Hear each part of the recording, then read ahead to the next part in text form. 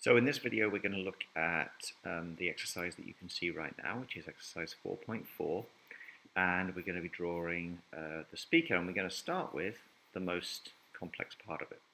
And if you look at SketchUp, I already have here a rectangle which is 600 by 400, and the reason for that is because if you look at this, I've got a rectangle which is from the top right down to here, the center of those two half circles. Let me zoom in.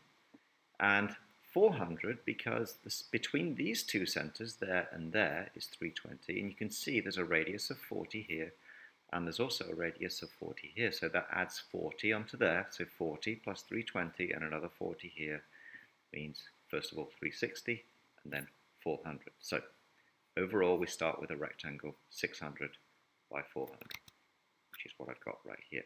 What I've also done is I've dragged a guideline up here to 350, which is the center of this circle, and you can see here the distance is 350. I've also got one right down the middle there. So that's my starting point.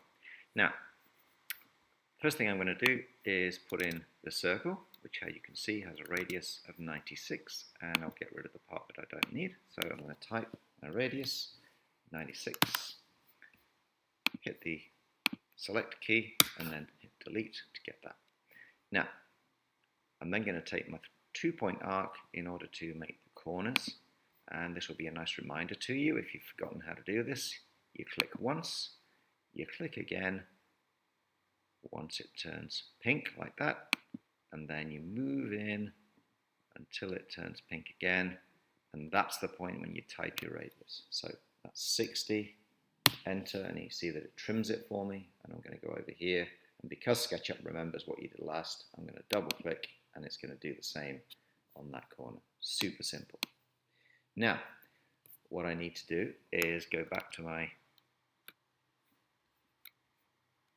drawing, and I've got here a height of 60 to that point there where this curve meets the leg. So, and I've also got my legs, which are 80 wide because there's a radius of 40. So a radius of 40 means a diameter of 80, so those legs are 80 wide.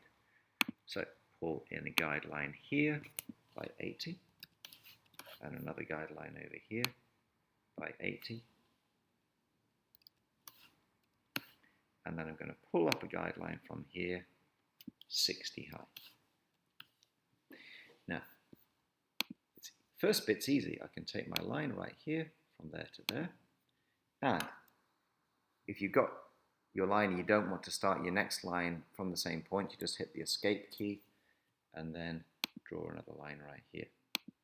Now, if I look at my drawing, I can see that this radius is 260, and this is a perfect opportunity for you to use a skill you learned in a previous exercise, and that is this one.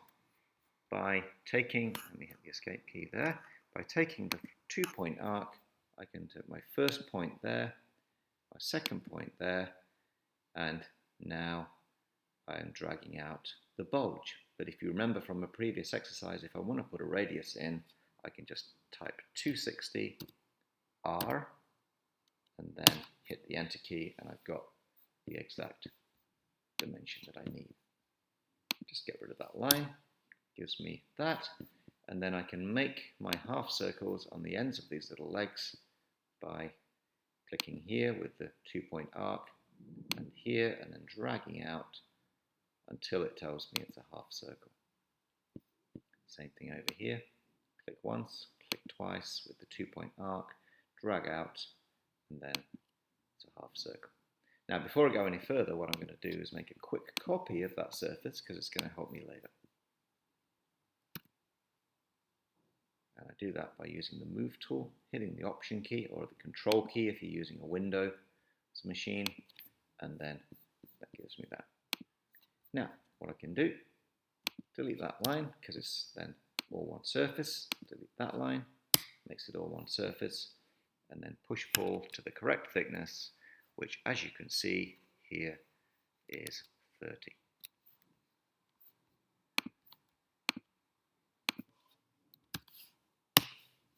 Final thing, make it into a component, and we are done for the first half of this video.